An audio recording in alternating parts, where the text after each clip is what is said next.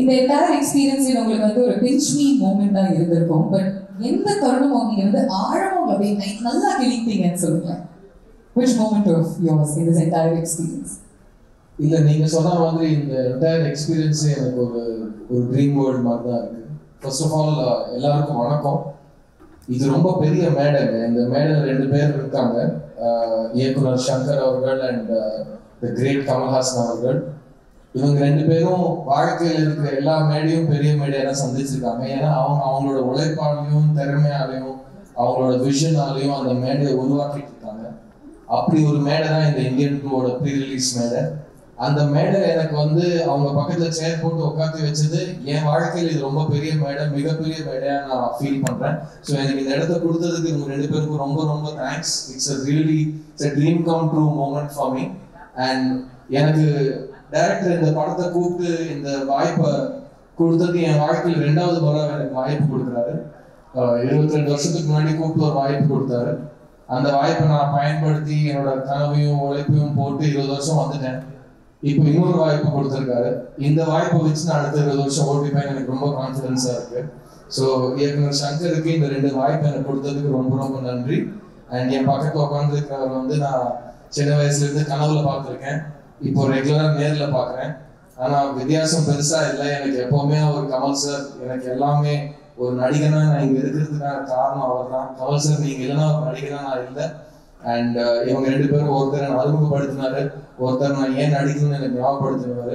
So இவங்க 2 பேரோடையும் stage share பண்ணுறது மட்டும் இல்லை, இவரோட ஸ்க்ரீன் ஸ்பேஸ் ஷேர் பண்ணுறது, அவர் வாயால் ஷார்ட் கேமரா ஆக்ஷன் கேட்கறது, இது எல்லாமே நான் ஏதோ ரொம்ப பெரிய புண்ணியம் பண்ணிட்டு வந்திருக்கேன்னு நினைக்கிறேன். So I am very very grateful and I am very happy இந்த படத்தை சப்போர்ட் பண்ணுறதுக்கு நீங்கள் எல்லாருமே வந்திருக்கீங்க. Indian 2 is a legendary film and just to be part of this moment, Bhavna is still இது கனவா நினைவாங்கிற மாதிரி தான் இருக்கு நிஜமாவே. So thank you for having me here and thank you for being here. 2 வாய்ப்பு சொன்னீங்க, எந்த வாய்ப்பு இன்னும் ஸ்பெஷல்? 2மே சொல்லக்கூடாது. 2மே வாய்ப்பு எப்பவுமே ஸ்பெஷலா தான் இருக்கும். பிகாஸ் சங்கர் சார் வாய்ப்பு கொடுத்தாலே அது ஒரு பெரிய விஷயம் தான். அந்த வாய்ப்பை நம்ம எப்படி யூஸ் பண்ணிக்கிறோங்கிறத பொறுத்து இருக்கு. அண்ட் எனக்கு கான்ஃபிடென்ஸாக இருக்குது. I am very confident that பாய்ஸ்லேருந்து ஆரம்பிச்சு இந்த பயணம் இந்தியன் 2லேருந்து தொடங்கும். It will become the next part of my life. So once again deepest thanks to Shankar sir. Because என் மேலே அவர் முதல் முறை செலுத்தின நம்பிக்கை வந்து ஒரு புது பையன் மேலே செலுத்தினாரு. இப்போ வந்து அவர் செலுத்தின நம்பிக்கை வந்து அந்த புது பையன் கொஞ்சம் வளர்ந்துதான் இந்த பையனுக்கு ஒரு நம்பிக்கை கொடுக்குற மாதிரி இருக்கு. ஸோ இந்த வளர்ச்சிக்கு காரணமாக இருந்தவங்க பெரியவங்க எல்லாருக்கும் ரொம்ப நன்றி. அண்ட் தினமும் சினிமாவில் புதுசாக ஏதாவது கற்றுக்கணும்னு இவங்க தான் எனக்கு சொல்லிக் கொடுத்தாங்க. ஸோ அப்படியே இருக்கட்டும், நான் டெய்லி ஏதாவது கற்றுக்கிட்டே இருக்கேன். And both these opportunities are very special. And thank God for Indian, because Indian படம் இல்லைன்னா அந்த படத்தோட சீக்வல் எனக்கு சான்ஸ் கிடைச்சிருக்காது. So thank you for making Indians both of you. Fantastic. இன்னைக்கு கரண்ட் சினாரியோல சங்கர் சார் இந்த படத்தினுடைய முக்கியத்துவம் அதிகரிக்குது அப்படின்னு நான் சொல்லணும். அண்ட் இந்த படத்தை பார்க்கறதுக்கு பல ஜெனரேஷன்ஸ் ஒன்னா கூடி இதை என்ஜாய் பண்ண போறாங்க. உங்களுடைய கதையில எல்லா ஜெனரேஷனுக்கும் ஏதாவது ஒரு விஷயம் வச்சிருக்கீங்களா? How does this span across generations? வந்திருக்கும் அனைத்து ஊடக நண்பர்களுக்கும் என்னுடைய வணக்கத்தை தெரிவிச்சுக்கிறேன். முதல்ல இந்த சேனாபதி கதாபாத்திரத்தை உருவாக்குறதுக்கு சாருடைய ஃபோட்டோ, சாருடைய ப்ரொஃபைல் ஃபோட்டோ, அவங்க ஃபாதருடைய ஃப்ரண்டல் ஃபோட்டோ, ப்ரொஃபைல் ஃபோட்டோ, அவங்க பிரதர்ஸ் 2 பிரதர்ஸுடைய ஃப்ரண்டல் ஃபோட்டோ, ப்ரொஃபைல் ஃபோட்டோ, இது எல்லாத்தையும் கொடுத்து அந்த கேரக்டர் எப்படிப்பட்ட கேரக்டர் எக்ஸ்பிளைன் பண்ணி ஆர்ட் டைரக்டர் தோட்டா தம்பிக்கிட்ட வந்து ஒரு ஸ்கெட்ச் போட்டு தர சொன்னேன். அந்த ஸ்கெட்சை பார்த்தவொன்னே ஒரு சிலிர்ப்பு வந்துச்சு. அந்த ஸ்கெட்ச் தான் அந்த லுக்கு நீங்கள் படத்தில் பார்க்குறது, ஒரு சிலிர்ப்பு. அதே மாதிரி முதல் நாள் ஷூட்டிங் வந்து அந்த இந்தியன் தாத்தா கேரக்டரில் அவர் சைதாப்பேட்டை ஸ்கூலில் வந்து அப்படி வந்து நின்றும் போது ஒரு சிலிர்ப்பு வந்துச்சு. அதெல்லாம் வந்து அதை எப்படி எக்ஸ்பிளைன் பண்ணுறதுன்னு தெரியல. அதே கேரக்டர் ஒரு 28 வருஷம் கழித்து ஒரு மேக்கப் டெஸ்ட் போட்டு, மேக்கப் டெஸ்ட்டுக்கு அந்த மேக்கப்லாம் போட்டு வந்து நின்னப்போ அந்த சிலிர்ப்பு பன்மடங்கு அதிகமாகிடுச்சு. நான் பல மேடையில் சொல்லியிருக்கேன், அந்த ஷூட்டிங் ஸ்பாட்டில் வந்து அவர் உள்ள கமல் சார் இருந்தால் கூட அந்த மேக்கப்பில் வந்து இந்தியன் தாத்தா இருக்கிறார், நம்ம பக்கத்தில் இருக்கிறாருன்ற ஒரு பயம், ஒரு மரியாதை. என்ன வந்து ஒரு ஆக்டர் கமல் சார் தான் யோசித்தாலும் அதை மீறி அந்த இந்தியன் தாத்தா தான் அந்த செட்டில் இருக்காருன்ற ஒரு உணர்வு எப்போ பார்த்தாலும் எனக்கு தோறிக்கிட்டே இருக்கும். ஸோ அப்படிப்பட்ட ஒரு ஐகானிக் கேரக்டர் 28 வருஷம் கழித்து பார்க்கும்போது எனக்கு வந்து ரொம்ப சிலிர்ப்பாக இருக்குது. அவரோட ஒவ்வொரு சீனும் பார்க்கும்போது ரொம்ப சிலிர்ப்பாக இருக்குது. அதே சிலிர்ப்பு ஆடியன்ஸ்க்கும் இருக்கும். நம்புகிறேன். நீங்கள் கேட்ட மாதிரி ஒரு கதை, அந்த கதைக்கு என்ன மாதிரியான திரைக்கதை, என்ன மாதிரியான காட்சிகள் வந்து தெரிஞ்சோ தெரியாமலோ எல்லாருக்கும் பிடிக்கிறமான விஷயங்கள் வந்து உள்ளே வந்துருக்குங்கிறது தான் ஒன்று. சூப்பர். கமல் சார், இந்த படம் தான் என்னுடைய most difficult and most challenging role till date அப்படின்னு சொல்லியிருக்கீங்க பல இன்டர்வியூஸ்ல. எதனால? டிராவல்னாலயா, ப்ராஸ்தெட்டிக்ஸ்னாலயா, பல ரோல்ஸ்னாலயா? எல்லா படமுமே வணக்கம் அனைவருக்கும் நன்றி. ஒரு விஷயம்னா உடனே தாவி குதிச்சது தான் என்னுடைய பழக்கம். ஆனால் நேரம் கட்டுவதச்சு எல்லா பாத்திரங்களுமே ஒவ்வொரு சிக்கல்களை கொண்டு வரும். அதை மீறித்தனம் சக்சஸ் போகணும். எது சக்சஸ்ன்னு தெரியாது நமக்கு. அந்த இருட்டில் ஒரே வெளிச்சம் வந்து நம்ம மேலே போட்டிருக்கிற ரைட்டு தான். மற்றபடி டைரக்டருக்கு எனக்கு எல்லாருக்குமே ஆசை இருக்கும். ஆனால் எந்த திசையை நோக்கி போகிறோங்கிற ஒரு பதக்கம் உள்ளுக்குள்ள இருக்கத்தான் செய்யும். அதை நீக்குவதற்கு சின்ன சின்ன விஷயங்கள் நடக்கும். ஒரு காட்சி முடியும் போது டைரக்டர் முகத்தில் இருக்கிற பொண்ணரை அவர் எந்திரிச்சு ஓடி வந்து கை கொடுக்கிற ஒரு சந்தோஷம், அல்லது இப்படி இருக்கு சார், இன்னும் ஒன்று அப்படியே பண்ணிடலாம் சார், ஒரு அவன் பக்கத்தில் கூட இருக்கிற நடிகர்கள் நான் நேற்று பார்த்தேன் சார், அது டப்பிங்மா பார்த்தேன் சார் அப்படின்னு சொல்றது, இவைகள் தான் கொஞ்சம் கொஞ்சமா light at the end of the கமர்ஷியல் சொல்லுவாங்கல்ல. அது அதே மாதிரி அதுக்கு ஆப்போசிட்டாக சில விஷயங்கள் ஏதாவது புறப்படும் போது தடுக்கல் பாங்க, அந்த மாதிரியும் நிறைய நடந்திருக்கு இந்த படத்துல. அதெல்லாம் பார்க்கும்போது இவ்வளவு கஷ்டப்படுறவங்க எல்லாம் போய் சேருவாங்க சந்தேகங்கள் இருக்கும். விபத்துக்கள், கோவிட், கூட நடித்த கலைஞர்கள் வந்து பேசிட்டு இருந்தோம், நல்ல ஆரோக்கியமா பேசிட்டு இருந்தோம், சரி நாளைக்கு பார்க்கலாம் அப்படின்னு சொல்லிட்டு போறவங்களை பார்க்க முடியாம போறது, இதெல்லாம் ரொம்ப பயமா இருந்தது. இவ்வளவு நிகழ்வுகள் ஒரே படத்துல எனக்கு இதுவரை நடந்தது இல்லைன்னு சொன்னா அது தெரியாது. விபத்துக்கள், ஒரு அகால மரணங்கள் என்று பல, இத்தனையும் தாண்டி நாங்க நீங்க எல்லாரும் சந்தோஷமா மூக்கி தூக்கி வச்சாம இருக்குன்னா இதுல நம்ம செஞ்ச வேலைக்கெல்லாம் பயன் கிடைக்க போகிறது என்ற நம்பிக்கை எங்களுக்கு வந்துவிட்டது. அது ஒவ்வொரு நாளும் நாங்க ஊர்ஜிதப்படுத்தி நேற்று கூட ஒரு டெக்ஸ்ட் அனுப்பிச்சிருந்தாரு, சென்சார்ல எல்லாருக்கும் பிடிச்சிருந்தது சார். அவங்க ஜாஸ்தி பேசவே மாட்டாங்க, ஏன்னா பேச்சு கொடுத்தா அது வேற எதுக்கு வாங்க சொன்னாங்க, விட்டுட்டாங்க, கொஞ்சம் கருடையா அதிகமாக காட்டிட்டாங்க சங்கருக்குன்னு சொல்லிடுவாங்க. அதனால வழக்கமா சென்சார்ல இருக்கிறவங்க வணக்கம் அப்படின்னு போயிடுவாங்க, நல்லா இருந்தா சார். ஒரு சில படங்களுக்கு தான் அவங்க வந்து முன் வந்து தங்களுடைய மனிதர்களாக தங்களுடைய உணர்வுகளை சொல்லுவாங்க. அதைதான் நேற்று அவர்கள் அனுப்பிச்சிருந்தாரு எனக்கு டெக்ஸ்டாக நினைக்கிறேன். இந்த மாதிரி தருணங்கள் இன்னும் நிறைய வரும் என்று நான் நம்புகிறேன். சங்கர் சார், அதை பத்தி சொல்லுங்க. அந்த சென்சார் போர்டோட உங்களுக்கு இருந்த அந்த கான்வர்சேஷன் என்ன நடந்துச்சு அப்படின்னு? இல்லை, நான் படம் முடிஞ்சதுன்னு கட்ஸ் பற்றி பேசிட்டு வந்துட்டேன். ப்ரொடியூசர்ஸ் போய் பேசியிருக்காங்க. போய் பேசும்போது அவங்களுடைய ஒப்பீனியன் சொல்லியிருக்காங்க, படம் நல்லா வந்திருக்கு அப்படின்ட்டு. ஒரு கட்ஸுக்கு கூட சரி யூஏ கொடுக்குறீங்களே, இது சில விஷயங்கள் வந்து அதை ரிமூவ் பண்ணால் பவர் போயிடுமே, இந்த யூஏ இருக்கு, அதனால் நீங்கள் அலோவ் பண்ணலாமே அப்படின்னு கேட்டேன்.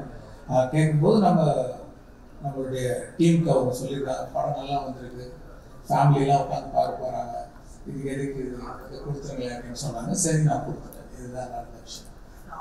ஃபேண்டாஸ்டிக். ஏன்னா எல்லாருமே பார்க்கக்கூடிய படமா இருக்கணும் அப்படிங்கிற மைண்ட் செட்டோட தான் நீங்க எடுத்துக்கீங்க. You worked for 6 years to release this baby of yours அப்படிங்கும்போது it's exciting. And Kamal sir, நீங்க வந்து emotionally சொன்னீங்க the highs and lows that you experienced. ஆனா work wise சீனாபதி அவருடைய கேரக்டர் தாண்டி, இந்த மேக்கப் லுக்கை தாண்டி 6 வெவ்வேறு கதாபாத்திரங்கள் நீங்க வந்து பிளே பண்ணியிருக்கீங்களா? அதை பத்தி சொல்லுங்க.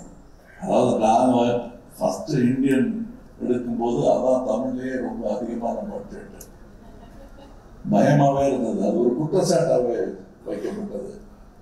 ஆனால் இப்போ பார்க்கும்போது அந்த இந்தியன் குடும்பம் ஒரு நடுத்தர குடும்பம் தான், இது நல்ல வசதியான குடும்பம்.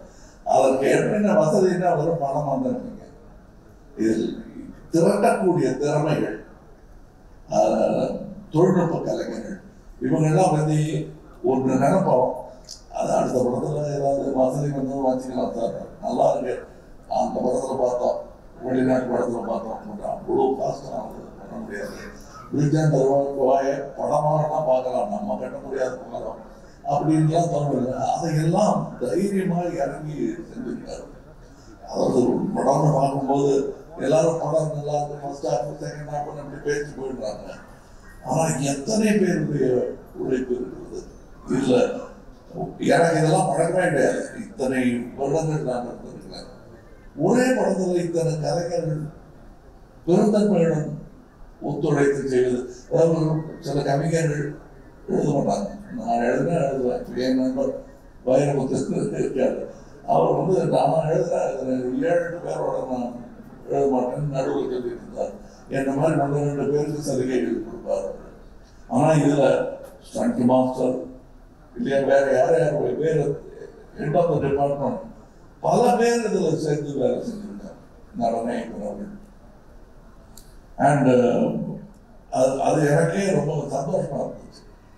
எனக்கு எப்பவுமே நடிகர்கள் எல்லாம் ஒன்றா சேர்ந்து நடிக்கிறது, திறமையான நட்சத்திரங்கள் ஒன்றாக இணைவது, இதெல்லாம் எதுக்கு வந்து ஒரு நட்சத்திரமே கஷ்டம், இது வேற ரொம்ப ஜாஸ்தி இழுத்து விட்டு கூடாதுன்னு ப்ரொடியூசர்ஸ் நினைப்பது உண்டு.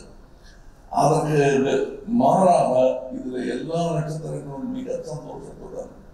ஏன்னா கூட இருந்தாங்க, அவங்க பேசுகிறாங்க. விவேக்கெல்லாம் சொன்னது எதிர்த்துக்கிட்டே இருக்கு. எனக்கு நடுமுடி வேணும் போன்ற திறமைகள், இவர் சித்தாந்தம் வந்தவர்கள், இவங்கெல்லாம் காட்டின அந்த உற்சாகம் இருக்கிறதுல கொஞ்சம் நமக்கே சந்தேகம், இவ்வளோ சந்தோஷப்படுறாங்களே அது நிஜமாவா அப்படின்னு நான் கேட்டிருக்கேன். அவங்க மூஞ்சியில் அடித்த மாதிரி கையில் அடித்து சத்தியம் பண்ணி சொல்லிட்டாங்க. அதனால் நான் நம்புகிறேன், இவங்களையெல்லாமும் நான் நம்புகிறேன். இதில் இருந்து சின்ன சின்ன டெக்னிக்கல் அசிஸ்டன்ட் டைரக்டர், இப்போ கூட நான் மேடைக்கு வந்த போது முதல் தடவை ஒரே வாட்டி ட்ரெஸ்ஸை பார்த்து ஓகே சொன்னது இதுதான், இந்த ட்ரெஸ் நான் பார்த்துருந்தேன் சார். இல்லைன்னா அப்படி சுற்றி நடப்பாரு. அந்த நூலால தான் சார் துணி போன இல்லை, திருப்பி தள்ளி போயிட்டு திருப்பிக்கிட்டு வருவார். அது அவர் முடிவு பண்றதுக்குள்ள அது சின்ன சேஞ்சா இருந்தாலும் அதை சரி இது பண்ணிக்கலாம், எதுக்கு இன்னொரு வாட்டி நான் யோசிச்சுட்டு சொல்றேன்னு அவ்வளோ யோசிக்கிறாரு. ஸோ ஒரு துணி, ஒரு நூல், ஒரு பெல்ட், தாத்தாவுடைய கத்தி, அதை வைக்கிறதுக்கான இது, அந்த பெட்டி, பேனா, இதையெல்லாம் நாங்கள் தீவிரமாக டிஸ்கஸ் பண்ணோம்னா நம்ப மாட்டாங்க. எப்பா ஒரு பேனா கொண்டா அப்படிங்கிற மாதிரி இல்லை. எல்லா விஷயத்துல இப்போ கூட இன்னைக்கு ஒரு விளம்பரம் வந்திருக்கேன், அந்த ட்ரெஸ் போட்டுக்கிறது கஷ்டம், உருவாக்குறது கஷ்டம். இதுல அதெல்லாம் வந்து எத்தனையோ காஸ்டியூம் எனக்கு தனியா ஒர்க் பண்ணிருக்காங்க, அவங்க பண்ணிருக்காங்க. ஆனால் நிறைய காஸ்டியூம் டிசைனர்ஸ் இதுல வேலை செஞ்சிருக்காங்க. எனக்கு தமிழ் சினிமாவில் இதெல்லாம் நடந்துட்டு இருக்கான்னு ஆச்சரியப்படுற அளவுக்கு நான் ரொம்ப எளிமையான தமிழ் சினிமாவும் எளிமையான மலையாள படத்துலையும் ஆரம்பித்தேன். இப்போ மிஸ் யூனிவர்ஸுங்கிறது வந்து இந்தியாவில இருந்து ஒருத்தவங்க போனாங்கிறது பெருமையா இருக்கு. இதுல ஒரு சின்ன காட்சிக்கு ஒரு மிஸ் யூனிவர்ஸ் நடிக்க வைக்கிறாங்க, அதெல்லாம் முடியுமா அப்படின்னு இப்ப எனக்கு தோணுது. நான் மறுபடியும் ரசிகனாகி இதெல்லாம் வந்து யோசிப்போம். சிச்சி வேணாம்னு கனவு கலைச்சிட்டு நமக்கு இருக்கிற துணியை கசக்கி போட்டுக்கிட்டா போதும், ஈர துணியை மடியில் கட்டிக்கிட்டு நடந்தா போதும் நினைச்சிட்டு இருந்த அந்த தமிழ் சினிமாவை கொண்டு சேர்த்த இடம் வந்து இவங்களுக்கெல்லாம் அந்த பெருமை உண்டு. வர்த்தகத்தை மட்டுமல்ல, நம்ம நினைச்ச கனவுகளை எல்லாம் நினைவாக்கி பார்க்கும் அந்த தொழில்நுட்பத்தை இங்கே கொண்டு சேர்ப்பதற்கு எல்லாரும் முயற்சி பண்றாங்க, நானும் முயற்சி பண்றேன். அதை வெற்றிகரமா இன்னும் சீக்கிரம் என்று செய்வதற்கு காரணம் இது போன்ற முயற்சிகள் தான். அதில் நானும் பங்கு பெறுகிறேன் என்பது இவர் சொன்ன மாதிரி சில நேரங்கள் எவ்வளவுதான் நட்சத்திர அந்தஸ்தை நீங்கள் கொடுத்தாலும் எங்களுக்கு அந்த பழைய ஞாபகங்கள் விட்டு போகாது. ஸோ இவ்வளோ தூரம் வந்துட்டோமா, நிறைமா வந்துட்டோமா, அவங்க கிளி பார்க்கும் தருணங்கள் அனைவருக்கும் உண்டு. நடிகர் உலகத்துக்கும் உண்டு, மக்கள் உலகத்துக்கும் உண்டு. அப்படின்னா உலக நாயகனும் உண்டு. பியூட்டிஃபுல்லா சொன்னீங்க சார், பியூட்டிஃபுல்லா இருந்துச்சு கேட்கறதுக்கே. சங்கர் சார் ஒரு இன்டர்வியூல கமல் சார் சொல்லியிருக்காரு, சேனாபதி தாத்தாக்கு என்ன வயசு அப்படின்னா சேனாபதி தாத்தாக்கு சூப்பர்மேனுடைய வயசு. அவங்க எல்லாருமே செல்ஃப் ப்ரொக்ளைம்டு சூப்பர் ஹீரோஸ். இவரு need of the hour super ஹீரோவா எப்படி பாக்குறீங்க? ஆக்சுவலாக நான் பார்ட் 1 பண்ணும்போது பார்ட் 2 பண்ணணும்னு நினைக்கவே இல்லை. சரி, ஒரு இன்வெஸ்டிகேஷனில் ஒரு மானிட்டரில் வந்து அவரை பற்றின டீட்டெயில்ஸ் வந்து போலீஸ் டிபார்ட்மெண்ட் வந்து ஸ்டடி பண்ணுறாங்கன்னும் போது அது பிறந்த தேதி போட வேண்டிய ஒரு இதில் ஒரு டேட்டை போட்டோம், இண்டிபெண்டன்ஸ்லாம் கால்குலேட் பண்ணி. ஆனால் இப்போ வந்து 2வது பார்ட் எடுக்கும் இவ்வளோ வருஷம் கழிச்சு எடுப்பேன்னு எனக்கு தெரியாது. இப்போ வரும்போது என்ன ஏஜ் அப்படின்ற மாதிரிலாம் ஒரு நிறைய கேள்விகள் வருது. நான் எப்படி பார்க்குறேன்னா வந்து இப்போ சைனாவில் பார்த்தீங்கன்னா லூசிஜியான்னு ஒரு கிராண்ட் மாஸ்டர் இருக்கார், மார்ஷல் ஆர்ட்ஸ். அவருக்கு 118 வயசு. அவர் வந்து இப்போ சமீபத்தில் இறந்துட்டாரு. அவர் அந்த ஏஜில் கூட வந்து பறந்து அடிக்கக்கூடிய ஒரு கிராண்ட் மாஸ்டராக இருந்தார். அதே மாதிரி தான் இந்த கேரக்டரும் நம்ம சேனாபதியும் வந்து இஸ் எ கிராண்ட் மாஸ்டர், நர்மக்கலையில் ஒரு கிராண்ட் மாஸ்டர். இப்போ இவங்களுக்குலாம் ஒரு பொதுவாக ஒரு குவாலிட்டி என்ன இருக்குன்னா டிசிப்ளின், அப்புறம் ஹேபிட்ஸ். அதாவது மெயினாக வந்து நம்ம கல்ச்சர் பார்த்தீங்கன்னா இந்த தியானம், யோகா இதெல்லாம் பண்ணக்கூடிய கேரக்டர். ஃபுட் ஹேபிட்ஸ், அதாவது ஒரு வேளை தான் சாப்பிடுவாங்க. இந்த மாதிரி கட்டுப்பாடோடு இருக்கக்கூடிய ஒரு மார்ஷியல் ஆர்ட்ஸ் கிராண்ட் மாஸ்டர் வயசு ஒரு பொருட்டே கிடையாது.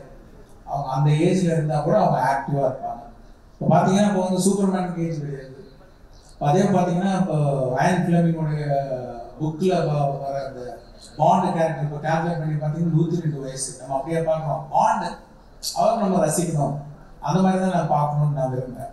ஏன்னா வந்து சேனாபதி கேரக்டர் வந்து நம்ம ஒவ்வொருத்தர் மனசுலையும் இருக்கிற ஒரு கோபம், ஆதங்கத்தோடைய வெளிப்பாடு. அவங்க எல்லாருடைய மனசுலையும் இருக்கக்கூடிய கோபம், ஆதங்கத்தோட வெளிப்பாடு தான் அந்த சேனாபதி கேரக்டர். ஸோ அந்த கேரக்டர் எப்போவுமே ஒரு பவர்ஃபுல்லாக இருக்கிறதா எல்லாரும் விரும்புவாங்க. நானும் அதான் விரும்புகிறேன்.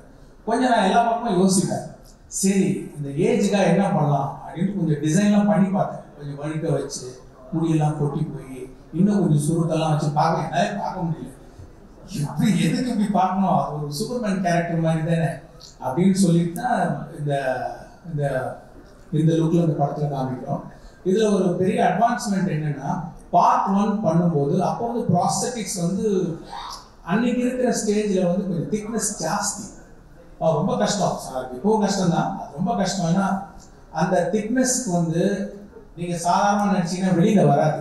அதை கண்ணாடியில் பார்த்து எத்தனை மடங்கு நடித்தா இந்த ஸ்மைல் வர்றதுக்கு எவ்வளோ பம்ப் பண்ணணும், எவ்வளோ ப்ரெஷர் போடணுன்றது கண்ணாடியை பார்த்து ஒரு ஷாட்டுக்கு முன்னாடி சார் நடித்தாங்க. இப்போ வந்து இன்னும் கொஞ்சம் மெலிஸ் ஆயிடுச்சு ப்ராஸ்தட்டிக்ஸ். அப்படிங்கும்போது நான் சொன்னது என்னன்னா, அப்போ வந்து பேக் அண்ட் ஃபோர்த் போகிறதுக்கு வசதி இல்லை. நல்லாவே ஸ்பெண்ட் பண்ணாரு. இருந்தாலும் அவருக்கு அப்படி போயிட்டு ஒரு டெஸ்ட் ஒன்று பண்ணிட்டு அப்புறம் இன்னும் கொஞ்சம் ஃபைன் டியூன் பண்ணலாம், அந்த ஃபெசிலிட்டிலாம் அப்போ இல்லை. இப்போ வந்து நான் என்ன சொன்னேன்னா, போன படத்தில் வந்து ஃபர்ஸ்ட் பார்க்கும்போது யாருக்கும் அது கமல் சார் மாதிரி இல்லையே, இல்லை கமல் சார் மாதிரி இருக்கு அப்படின்னு ஒரு டிஸ்கஷன் போச்சு. இந்த வாட்டி நான் சொன்னது லெகசி எஃபெக்ட்ஸ்ன்றவங்க இந்த மேக்கப் டிசைன் பண்ணாங்க. அவங்ககிட்ட நான் சொன்னது, இந்த வாட்டி I want to see our actor more. ஏன்னா ப்ராஸ்தட்டிக்ஸில் வந்து நம்ம ஆக்டரோடைய முகம் வந்து அந்த திக்னஸில் போயிடக்கூடாது, அந்த ஆடியன்ஸ்க்கு வந்து அந்த ஆக்டரை பார்க்கணும் அப்படின்னும் போது அவங்க கரெக்டாக வந்து இந்த வாட்டி பார்ட் 1 பார்ட் 2 நீங்கள் வந்து கமல் சாருடைய முகத்தையும் அந்த கேரக்டரில் இன்னும் நல்லா பார்க்கலாம். அதுதான் வந்து அதோடைய speciality. Okay, thank you sir, thank you sir. நேர் விருப்பம் எல்லாருமே என்ன கேட்க ஆசைப்படுறாங்க அப்படின்னா, நீங்க 6 டிஃப்ரெண்ட் லுக்ஸ்ல வரீங்க இல்லையா கமல் சார், அதையும் தாண்டி டிஃப்ரெண்ட் டயலெக்ட்ஸ்ல பேசியிருக்கீங்க. 22 ஸ்டேட்ஸ்ல போய் ஷூட் பண்ணியிருக்காங்க, இந்தியன் 2 and 3. அண்ட் அது மட்டும் இல்லாம ஒவ்வொரு ஸ்டேட்னுடைய சிறப்பு அம்சங்களையும் நீங்க எடுத்து வரீங்க த்ரூ யுவர் டயலெக்ட்ஸ். அதை பத்தி சொல்லுங்க. இப்படியே மெதுவா கதையை சொல்ல வச்சிருக்கீங்க.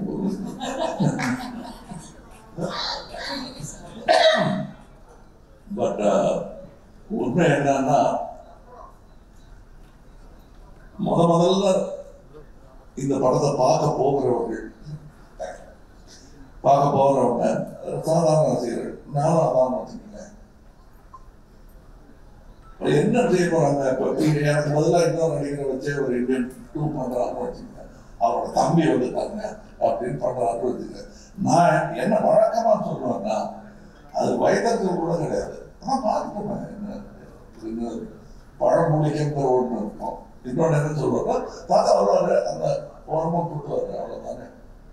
அதான் பார்த்துட்டாங்கிறது தான் கடும் விமர்சனம். எல்லா வெற்றிக்கும் முன்னாடியே அது ஒண்ணு. திரும்ப சங்கர் பண்ணோம்னா நிறைய பாட்டு பிரம்மாண்டம், அவ்வளவுதானே. பிரம்மாண்டம் அவ்வளவுதானே. அதை எப்படி நம்ம போய் அவங்க கூட வாதாடுறது? அதுக்கான ஒரே பதில் நாம் திரைக்கதை அமைக்கும் விதம் தான். இந்த கேள்வியெல்லாம் அவங்களே பதில் சொல்லி அவங்களே ஒதுக்கிட்டு சாரி சொல்லாமல் எங்களை பாராட்டி விட்டு வெளியே போகணும். அதற்கான முன்னேற்பாடு அவர் பண்ணாருங்கிறது தெரிஞ்சதுனால நம்ம கடமை. ஏன்னா இதே கேள்வி தானே நான் அவர்கிட்ட போயிருப்பேன். 2வது செய்யலாம்னு போது நான் மட்டும் தான் மனசுல ஓடிட்டு இருந்தாலும் கௌரவம் மரியாதைக்கு காரணமாக சொல்லியிருந்தாரு. ஏன்னா அதெல்லாம் இருக்கும் அப்படின்னு நினைச்சு சில வியப்புகள். ஒரு கதாசிரியனால ஒரு நடிகனால என்னக்குள் அவரால் ஏற்படுத்த முடிந்தது. அதெல்லாம் இதுல இருக்கு. லாங்குவேஜ் பேசுறது அதான் நீங்க பேசிருக்கீங்க அப்படின்னா முடிஞ்சு போச்சு. நீங்க ஏபிஜிபியில் பேசிருக்கீங்க, வட்டார வழக்கு பேசுவீங்க, பெருமாளுக்கு பேசிருக்கீங்க, அதெல்லாம் பார்த்துட்டாங்க அப்படின்னா எல்லாம் பார்த்துட்ட மாதிரி ஒரு ஃபீலிங் இருக்கும். The way he has brought about it. இந்த படத்துக்கும் அதற்கும் என்ன? இது சும்மா பல்வேறு ட்ரெஸ்ல வந்து நிற்கிற ஒரு அலங்கார பொருளா இல்லாம ஒரு காரணத்தோட அதுல வச்சிருக்காரு.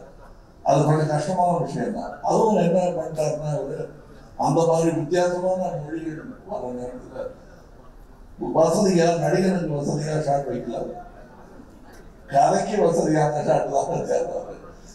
நடிகனுக்கு என்னென்னலாம் இடத்துல உண்டோ மூஞ்சில கிளாஸ் ஒட்டி ட்ரெஸ் போட்டு லைட்டு நிறைய போட்டு ஏசிலாம் பண்ணாங்க.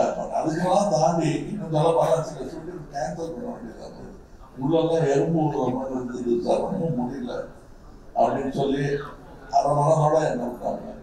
3 நாள் தான் மறுபடியும் வேலை செய்ய முடியல. இது எல்லாம் கடந்து எனக்கு இப்போ இந்த காட்சி அமைப்பு சொல்லிட்டு இருந்தேன், வேற்று மொழியில பேசணும், அதை நீளமான ஒரே ஷாட்ல பேசணும், கரெக்டா இருக்கணும், பல்வேறு ஆக்ஷன்ஸ் அதில் சேர்த்து வச்சிருப்பாரு. இதெல்லாம் நீங்க படம் பார்க்கும்போது கிடைக்கிற சந்தோஷம் தனி. செட்ல இருந்தவங்களே ரசிச்சாங்க. இன்னும் சொல்ல போனா இவரே ரசிச்சாரு. அதுதான் எனக்கு ஃபர்ஸ்ட் ஆடியன்ஸ். அதெல்லாம் இருக்கு படத்துல. பட் அது ரொம்ப விளாமரியா இப்ப நடிச்சு காட்டுன்னு சொல்லி மிமிக்ரி மாதிரி பண்ணி அதுக்கு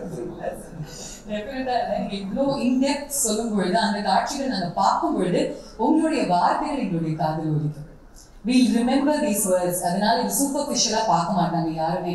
They know எவ்வளோ டெப்த்தோட நீங்க ஒவ்வொரு விஷயத்தையும் யோசிச்சு பண்ணிருக்கீங்க, எவ்வளோ ஹார்ட் ஒர்க்.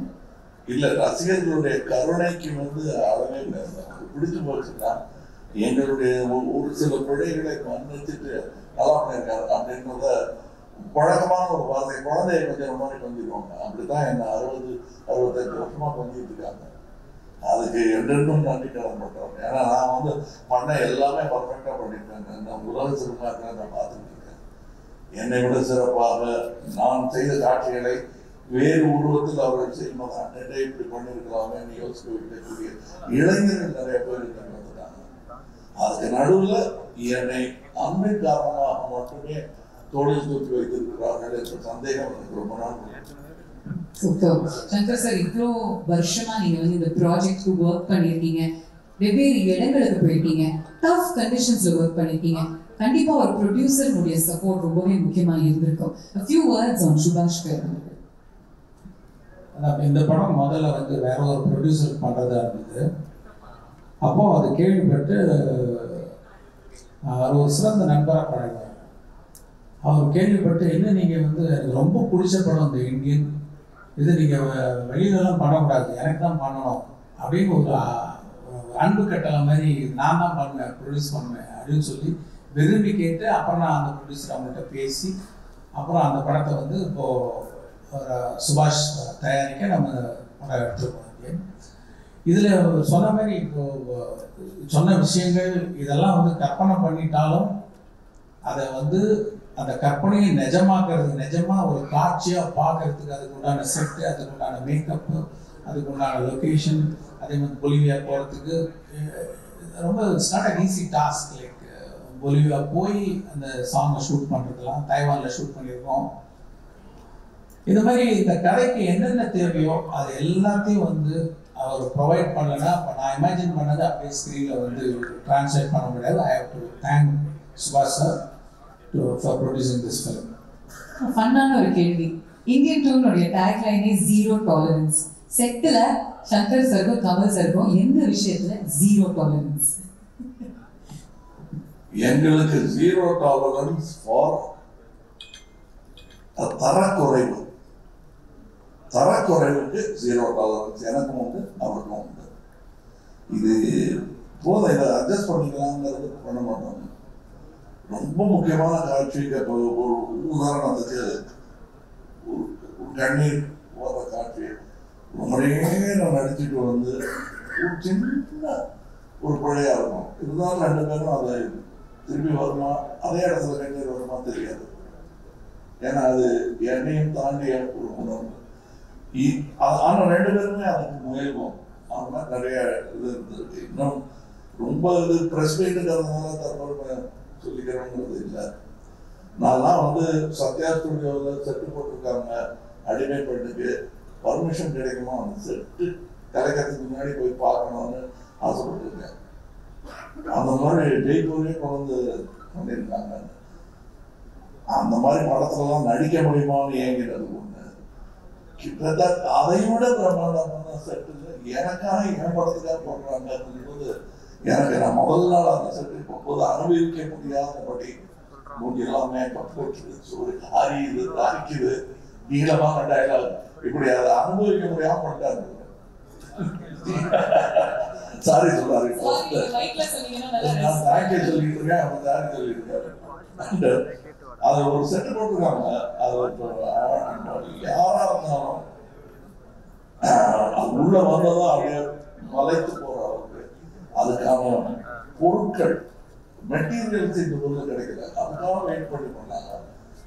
ஒரு 2 மணி நேரம் தள்ளி போகும்போது என்ன சட்டத்தை ஆரம்பிக்கலாமேன்ற அந்த செட்டை பார்த்தது தான் எனக்கு தெரிஞ்சது. நீங்களும் பார்த்துதான் பாருங்க. நான் சொன்னதுல எந்த இன்னும் குறையாத அளவுக்கு இருக்காது, வியப்பா இருக்காது. ஒரு பாதி படத்தை இதுலயே எடுத்துடலாமேன்னு தோணும். ஆனா அது 10 நிமிஷம் தான் வராது. அந்த மாதிரி நிறைய பிரம்மாண்டங்கள் இந்த படத்துல இருக்கு. ஒரு இடத்துல நிக்க டைரக்டர் மாதிரியே கதையும் வேற ஊருக்கு போயிட்டு இருக்கு. Waiting for it, sir. Really, really looking forward to it. ஒரு சில லெஜெண்ட்ஸ்க்கு மட்டும்தான் ஒரு கொடுப்பினை இருக்கும் அப்படின்னு சொல்லுவாங்க. ஒரு MS தோனிக்கு மட்டும்தான் சச்சினையும் கேப்டன் பண்ற ஒரு ஃபார்ச்சூன் இருந்துச்சு, விராட்டையும் கேப்டன் பண்ற ஒரு ஃபார்ச்சூன் இருந்துச்சு. அதே மாதிரி கமல் சார் எங்களுக்கு நடிகர் திலகமோட நீங்க நடிச்சிருக்கீங்க, அதே மாதிரி இந்த தலைமுறையோடையும் சேர்ந்து நடிச்சிருக்கீங்க. என்ன விஷயங்கள் கத்துக்கிட்டிருக்காங்க this generation of actors உங்களுக்கு? What have you learned from them in the generation of actors? அதான் முக்கியமான விஷயம். What you learned கேக்குறீங்க தெரியுமா? அதுதான் கேள்வி இல்லை, அதான் பதிலே. ஏன்னா கத்துக்கிறது முடிஞ்சு போச்சு. ஏன்னா நடிகர் தலைவருடைய தோல் வளர்த்துட்டேன் நான்.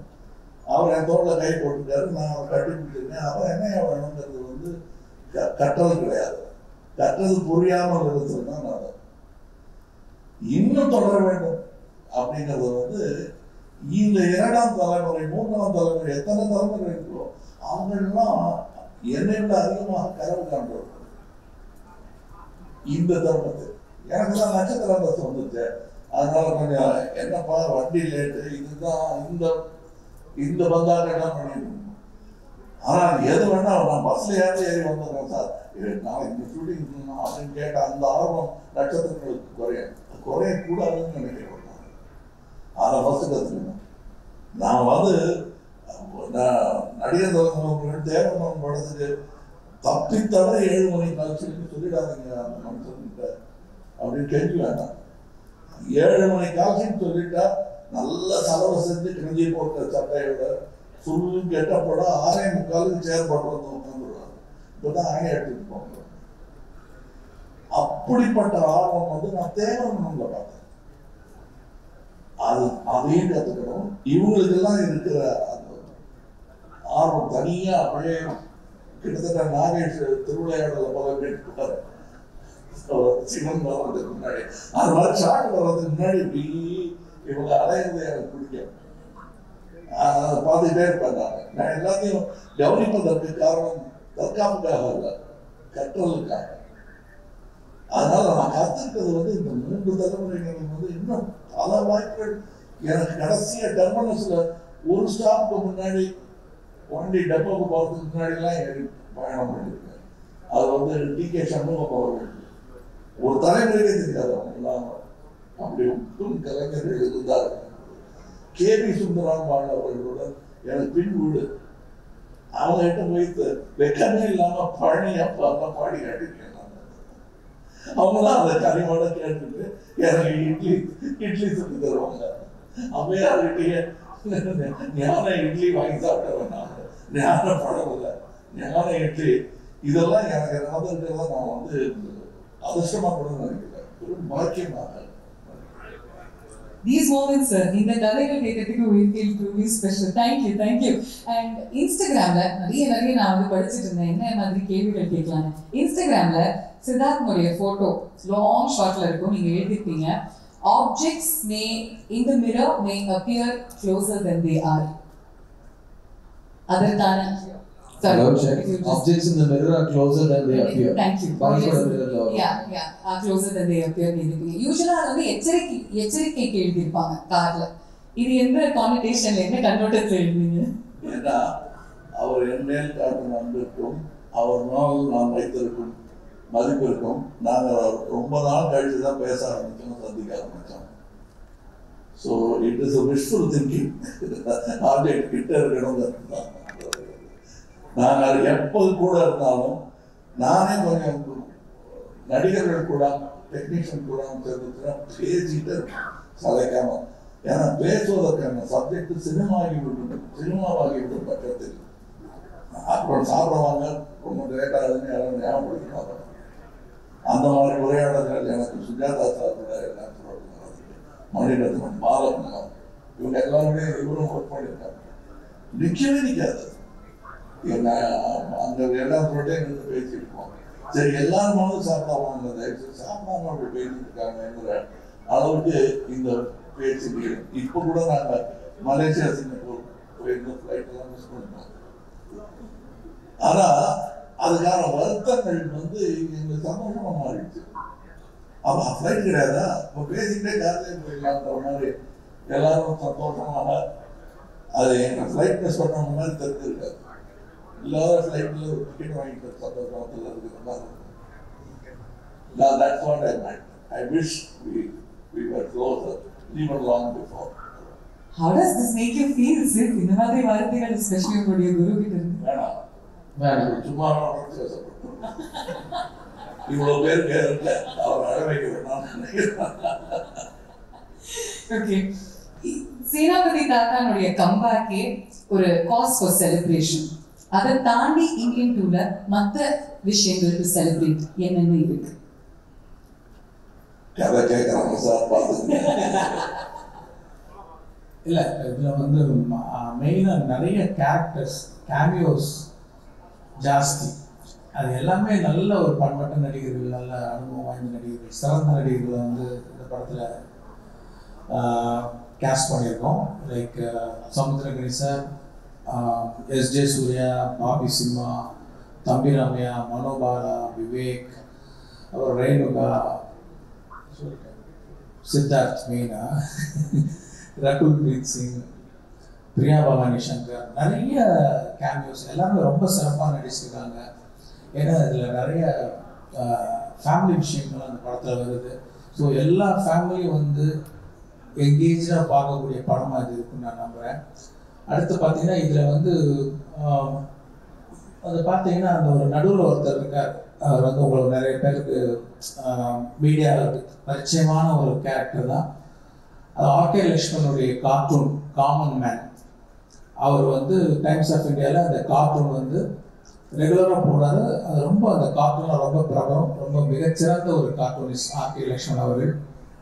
அவருடைய அந்த காமன் மேன் கதாபாத்திரத்தை வந்து ஒரு 3D அனிமேஷனில் இதில் வந்து இந்த கதையில் வந்து ஒரு கதை சொல்லும் ஒரு டூலாக நான் வந்து பயன்படுத்தியிருக்கேன்.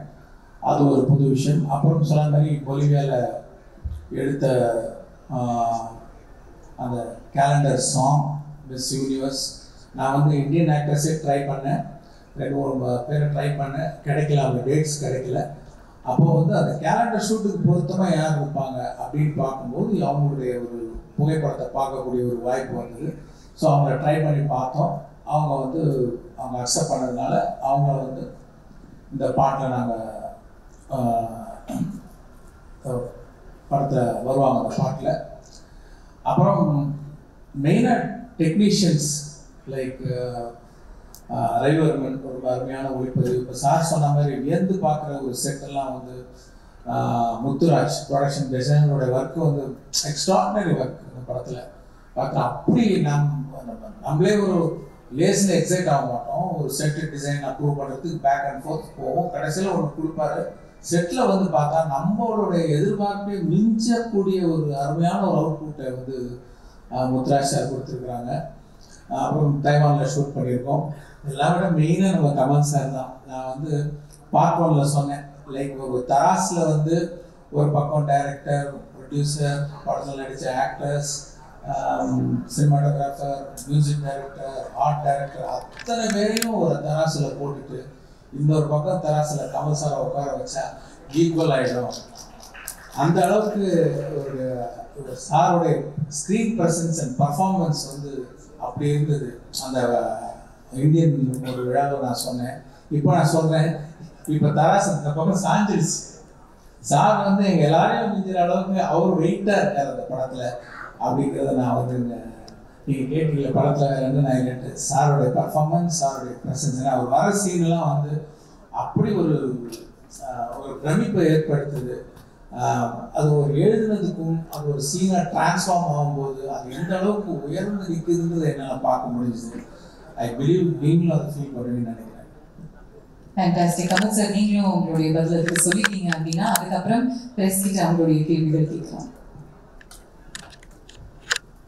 அதாவது இவ்வளவு விஷயங்கள் சொல்றோம் இல்லையா, இதுக்கெல்லாம் நாங்கள் வந்து சுபாஸ்கரன் ஒருத்தர்கிட்ட நான் ஒரு ஃபோன் பண்ணுவேன், ஒரு ஃபோன் பண்ணுவார். 2 ஃபோன் கால் தான். எடுக்கிற முடிவுகள் ரொம்ப பெரிய முடிவுகளாக இருக்கும்.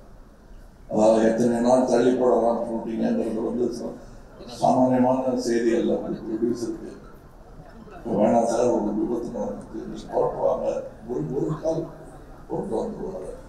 இல்லை இது நடுவில் ஒரு சில மாற்றங்கள் இருக்குங்க போது இப்படி பண்ணலான்னு சொல்லும்போது அது சார் நீங்கள் 2 பேரும் முடிவெடுத்து பண்ணிட்டு சார் அப்படிங்கிற அந்த பெருந்தன்மை அது இல்லாமல் இந்த படத்தை இத்தனை வருடங்கள் நடத்தி கொண்டு முடியாது.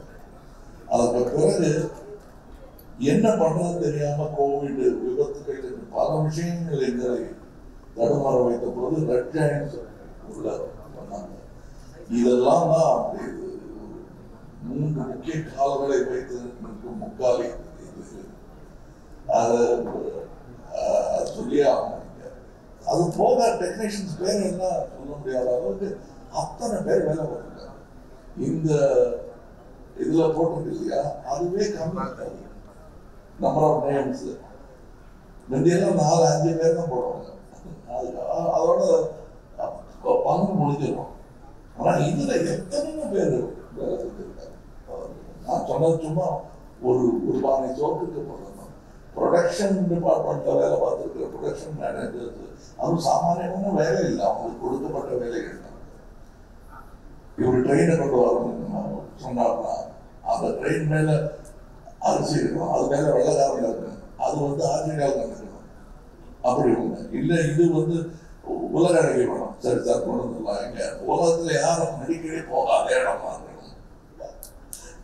சரி சார் போயிடலாம். ஒரு 120 பேர் அங்க கொண்டு போயிடணும். இதெல்லாம் எல்லாமே சரி சார் நல்ல பிராமணமா சட்டு போடணும், போட்டலாம் சார். இவ்வளவு சதுர அடி, இவ்வளவு இந்த ஆளை விட பெருசா சரி போட்டுருவாங்க. ஆனா எல்லாம் தங்கமா இருக்கணும். நடுவில் வைக்கிறது, நடுவில் வேணா கரன்சி நோட்டு வைக்கலாம். அப்படின்னா அந்த மாதிரி கேட்க கேட்க அதுக்கெல்லாம் ஒரு ஒரு குப்பத்துல ஒரு சாங் எடுக்கலாம் அப்படின்னு முடிவு பண்றாரு. ஓஹோ சரி சீக்கிரம் முடிச்சிடுவாங்க 2 நாள் தான். அந்த குப்பத்துல இருக்கிற பில்டிங்கெல்லாம் பெயிண்ட் அடிச்சு 1000 நேரத்துல தான் கூட அத்தனைக்கு மீண்டு கொடுக்க வேண்டியது வந்து ப்ரொடக்ஷன். ஏன்னா அத்தனை பொங்கல், அத்தனை மழை, அத்தனை பாத்ரூம் இதெல்லாம் நீங்க கணக்குல எடுக்கிறது இல்லை. அத்தனை பேருக்கு ட்ரிப்பு, வீட்டுக்கு வண்டி போக, காலையில 5 மணிக்கு பிக்கப்பு, டிராப்பு, அத்தனை மேக்கப், இதெல்லாம் யோசிச்சு பார்த்தா கொஞ்சம் பதட்டமா இருக்கும். ஐயோ இந்த தொழில் வேணாம்பா நமக்கு மாதிரி இருக்கும். இத்தனையும் தாங்கி பிடித்திருக்கும் தொழில்நுட்ப கலைஞர்கள். கேமரா டிபார்ட்மெண்ட்லயே என்னென்னமோ நாங்கள் கேள்விப்படாத மெஷின் எல்லாம் இப்போ எங்களுக்கு கடுமையாகுது. எப்படிங்கிறதுக்கு எங்களுடைய இதுக்கு முன்னாடி இருக்கிற வெற்றிகள் தான் காரணம்னு நான் நம்பிக்கிட்டு இருக்கேன். Beautifully said, sir. இப்போ எங்களுடைய media friends. Sorry. Really, give Munani Siddharth just wants to say something. Hello, check. Sorry, I'll just take a minute. இது வரைக்கும் பாவனா சாரியும் 2 சார்ஸையும் கேட்ட கேள்வியும் உங்களுக்கு நிறைய விஷயங்கள் இந்த படத்துல எல்லாருக்கும் இருந்த கஷ்டங்கள், அந்த கஷ்டங்களை எப்படி தாண்டி வந்தாங்க, தாண்டி எவ்வளவு பெரிய ஒரு முதலீடு, எவ்வளவு பெரிய செலவு, எவ்வளவு பெரிய ஒரு விஷன் அண்ட் ஆம்பிஷன் அப்படிங்கறதெல்லாம் நீங்க கேட்டீங்க. முக்கியமா இந்த இந்தியன் 2 படம், இந்தியன் 1 ஒரு செகண்டுக்கு மறந்துடுங்க. இந்தியன் 2 படம் நீங்க ஏன் தியேட்டருக்கு வந்து பார்க்கணுங்கிறதுக்கு காரணம் 2 முக்கியமான காரணம் இங்க இருக்காங்க. பட் அதை தாண்டி இந்த படம் பேசுற சமூக கருத்து, இந்த படம் பேசுற சமூக அக்கறை, அது வந்து ரொம்ப ரொம்ப ஒரு ரிஃப்ரெஷிங்கா முக்கியமான ஒரு ஸ்டாண்ட் பாயிண்ட், ஒரு பாயிண்ட் ஆஃப் வியூவா நான் கருதுறேன். ஸோ இப்போ இருக்கிற யங்ஸ்டர்ஸ், நீங்களாம் எங்களை மாதிரி தியேட்டர்ல போய் இந்தியன் 1 பார்க்கல இல்லையா? ஸோ அது ஒரு செகண்டுக்கு மறந்துருங்க. இந்தியன் 2 தியேட்டர்ல பார்க்குறப்போ உங்களுக்குள்ள எங்களுக்கு எப்படி இந்தியன் 1 பார்க்குறப்போ ஒரு கோபம் எழுந்துச்சோ, சிஸ்டத்தை ஒண்ணுமே பண்ண முடியாதா, ஒரு தனிப்பட்ட மனிதனா, ஒரு சாதாரண குடிமகனா உங்களால என்ன பண்ண முடியுங்கிற கேள்வி எல்லாத்துக்கும் இந்த படத்துல இவங்களோட வாழ்க்கையில இருக்கிற அனுபவத்தை வச்சு இவங்க ஒரு கதை சொல்லியிருக்காங்க. அண்ட் அதை நான் ரொம்ப இன்ஸ்பைரிங்கா, ஆஸ் அன் ஆக்டர் எனக்கு ரொம்ப இன்ஸ்பைரிங்கா இருந்துச்சு. அண்ட் டெஃபினட்டா வரப்போற தலைமுறைக்கும் இந்த இந்தியன் 2 பேசுற இந்த சமூக அக்கறை, ஒரு இண்டிவிஜுவல் சிட்டிசன் ரெஸ்பான்சிபிலிட்டிஸ், இது எல்லாமே ரொம்ப அழுத்தமா சொல்லியிருக்காங்க. So please come to the theatre on July 12th for these 2 legends, but also to see a new cinema and to see இது வரைக்கும் நீங்க பார்க்காத, இப்ப எல்லாரும் ஊழல் பத்தி நிறைய படம் எடுத்துட்டோம்னு சொல்றாங்க, பட் ஊழலை பத்தி இந்த அளவுக்கு 0 டாலரன்ஸோட எடுக்கப்பட்ட படம் Indian 2. I can guarantee you it will be a very memorable and refreshing experience for you. And இதை தாண்டி நான் 2 பேர்கிட்டையும் ஒரு நார்மலா வெயிட் பண்ணிட்டு இருக்கேன். ஒரு 2 சின்ன கேள்வி கேட்டுறேன். ஃபர்ஸ்ட் சங்கர் சார் கேட்டுறேன். சங்கர் சார், நீங்க ஒரே நேரத்துல Indian 2, Indian 3 and game changer எடுத்திருக்கீங்க. ஐ திங்க் இன் வேர்ல்ட் ஹிஸ்டரியில யாருமே இந்த மாதிரி 3 படங்களை ஒரே நேரத்தில் எடுத்தது கிடையாது. அதை பத்தின ஒரு just your personal feeling about that, எப்படி உங்களால பண்ண முடியுது? பிகாஸ் நான் அவங்க நேர்ல பார்த்திருக்கேன். அவர் வாய்ஸ் கூட ரைஸ் பண்ண மாட்டாருங்க, அவர் செட்ல கத்தியே பேச மாட்டாரு. ஆனா அவர் வந்து அந்த ஒரு ரூலர் மாதிரி செட்டை நடத்துவார், ஒரு எம்பரர் மாதிரி நடத்துவார். ஆனா எங்குமே ஒரு கோஷமே இல்லாம அவர் பண்ணுவார். It's unbelievable. அண்ட் நான் நேர்ல பார்த்திருக்கேன். So daily Shankar sir set நாங்க பாக்குறப்ப எப்படி இருக்கோ, உங்களுக்கு டெய்லி எல்லா செட்டுமே அப்படி இருக்கிறது. How to you deal with it and what is your experience? இது நான் எதிர்பார்க்கவே இல்லை ஆக்சுவலாக. அப்படி ஒரு சிச்சுவேஷன் வரும்ட்டு. ஒரு படம் முடிச்சுட்டு தான் அடுத்த படம் பண்ணணுங்கிறது தான் என்னோட பாலிசி.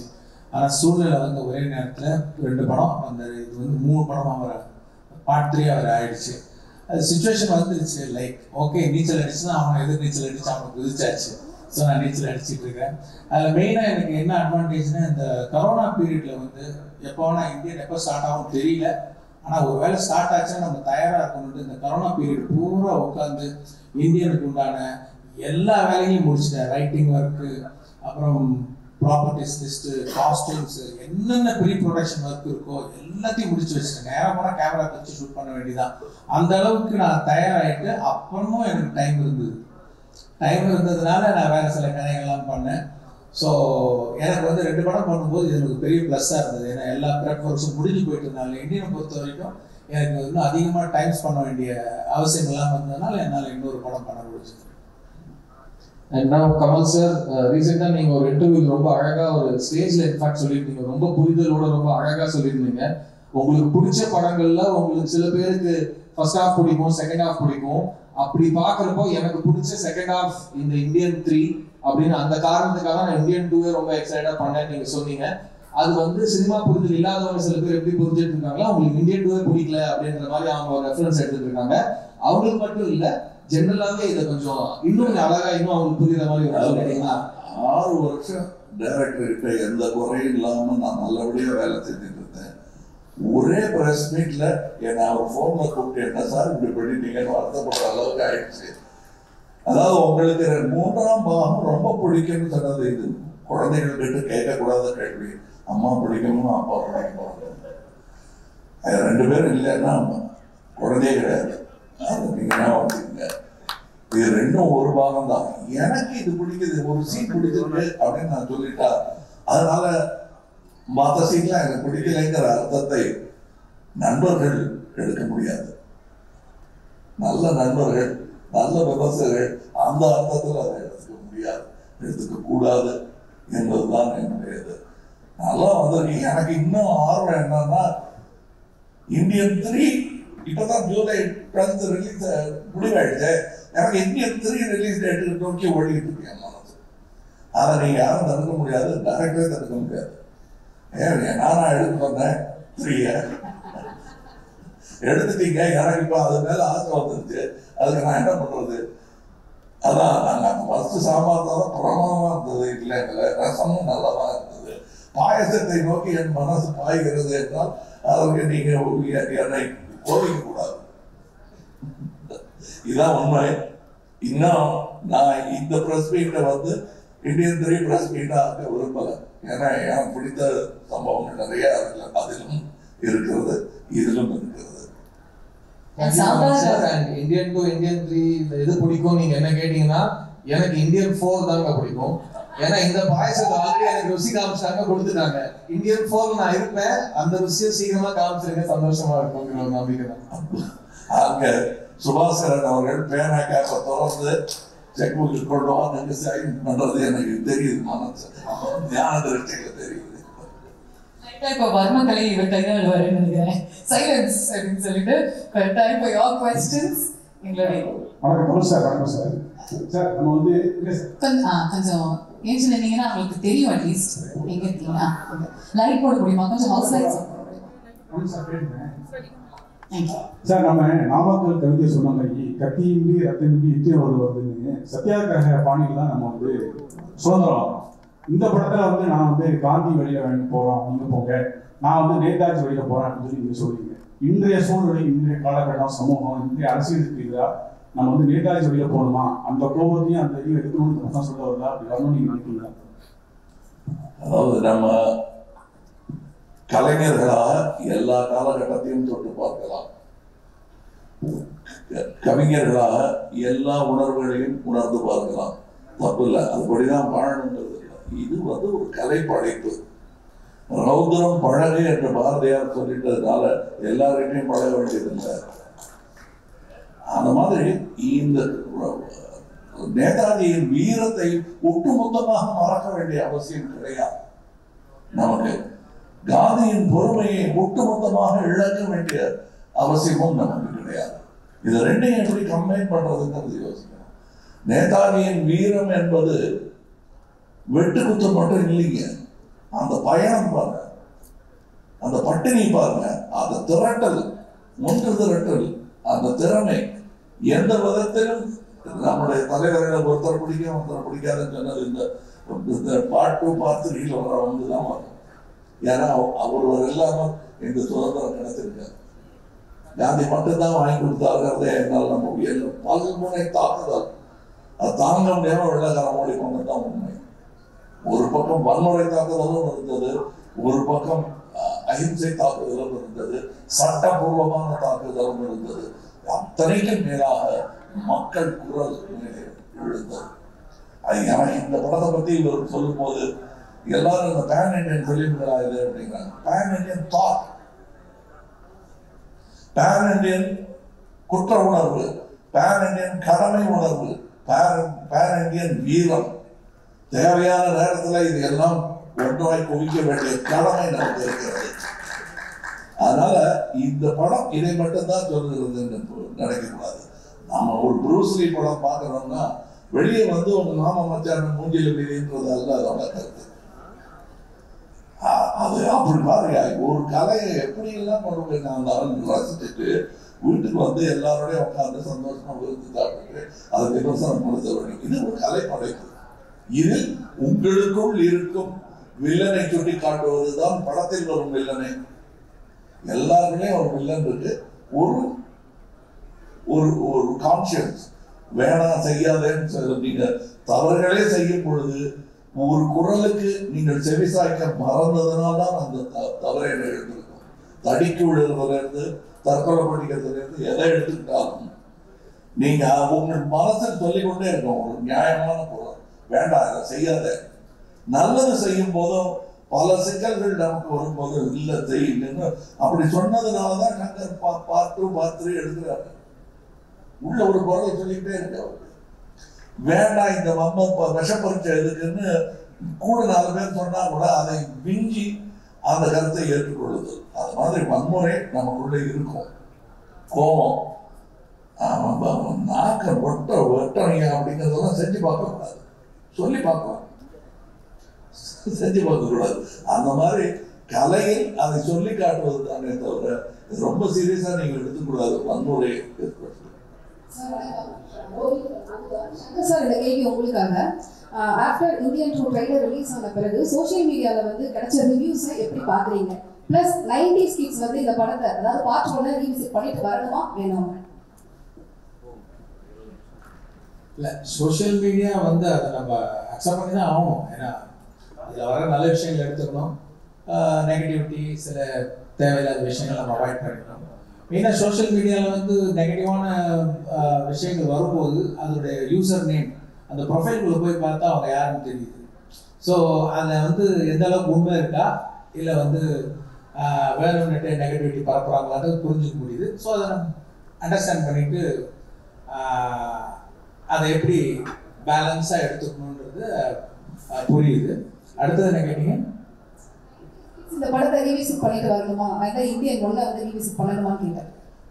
பண்ணாலும் நல்லதுதான், பண்ணாமல் வந்தாலும் அந்த படம் ஒர்க் ஆகும்.